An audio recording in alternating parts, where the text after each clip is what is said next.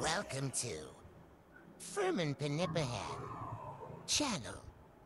Assalamualaikum semuanya. Beberapa hari yang lalu saya sudah membuat video tentang perdebatan antara Nuruddin dan Guru Gembul. Saya berbicara di sana tentang satu hal, yaitu khusus kepada Nuruddin atau Ustadz Nuruddin yang menjelaskan apa itu ilmiah. Beliau mengutip banyak referensi tapi tidak berpikir. Itu yang saya sampaikan di dalam uh, reaction saya di pertama sebelumnya. Alasannya sangat mudah sekali.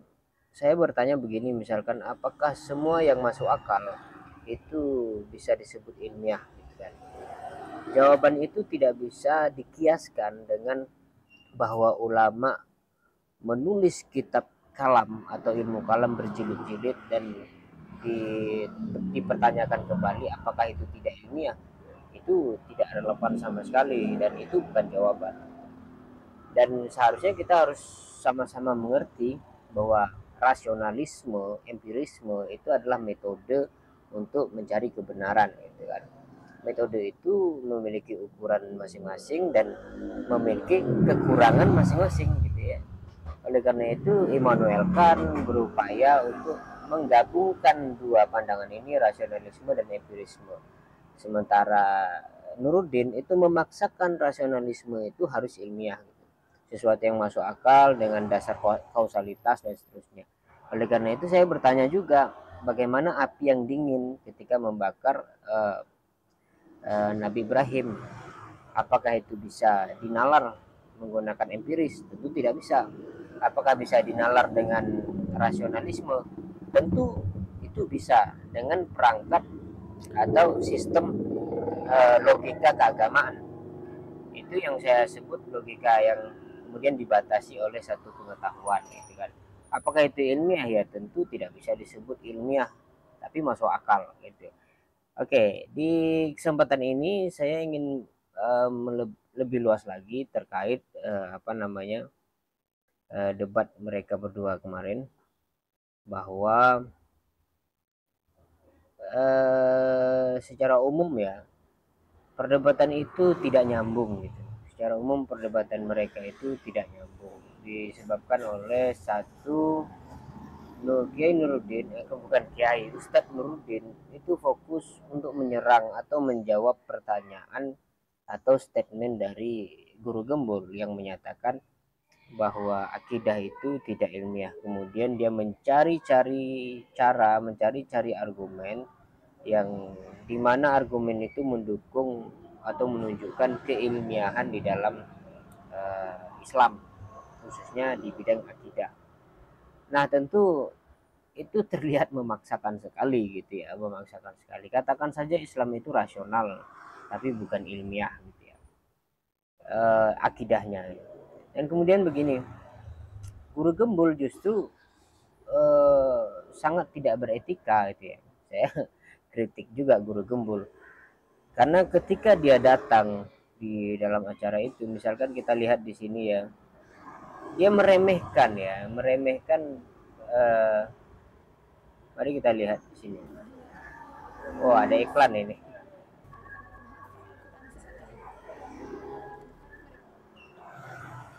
Tidak bisa dibandingkan, tidak ada yang setara dengannya, dan seterusnya. Betul ya? Nah, kalau tidak ada yang setara dengannya secara definitif, berarti dia tidak mungkin bisa.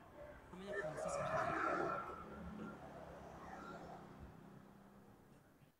Itu tidak bisa diuji secara indrawi, tetapi harus empiris dengan adanya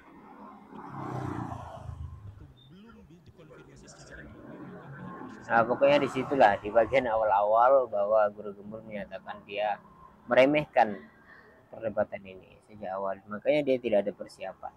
Nah, itu juga bagian dari kekurangan ajaran ya. Karena narasi ini sudah sampai kemana-mana. Pengikut Guru Gembul itu jutaan orang. Tentu dari jutaan itu mungkin 10 sampai 20% dari mereka itu sangat aktif mengikuti kajian-kajian Guru Gembul atau celotehan-celotehannya, itu kan. Itu berdampak terhadap kehidupan, berdampak terhadap akal pengetahuan dan seterusnya itu. Tentu kalau dia meremehkan perdebatan ini, berarti selama ini upaya guru gembul menyampaikan hal yang rasional yang masuk akal empiris itu bukan upaya untuk mencerdaskan bangsa. Nah, ini kurang ajarnya di situ, tapi oke, tidak masalah.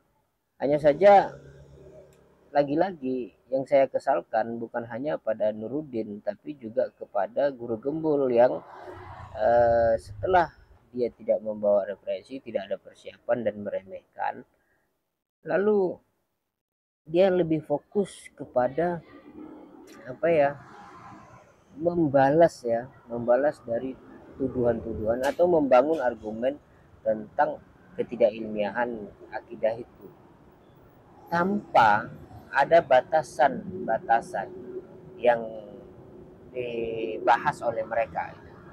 Maksud saya begini, pada akhirnya di penutupan di dalam diskusi ini, guru gembul fokus kepada ketidakilmiahan zat Allah yang tidak bisa dinalar dengan metode apapun. Sementara Nuruddin itu menjelaskan tentang wujud Allah.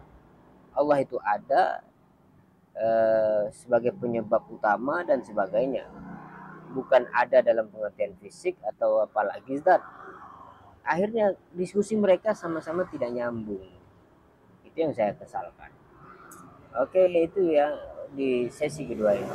Sesi ketiga nanti saya akan membahas bagaimana keblunderan ya guru gembul menjelaskan tentang ini, tentang keilmiahan itu.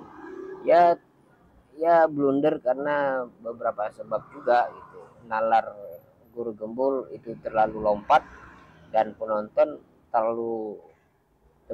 rata-rata adalah pengikutnya Nuruddin yang ahli dalam ibarat-ibarat yang sangat tekstual sekali, yang jarang menggunakan abstraksi dalam pemikiran. Terima kasih. Wassalamualaikum warahmatullahi wabarakatuh.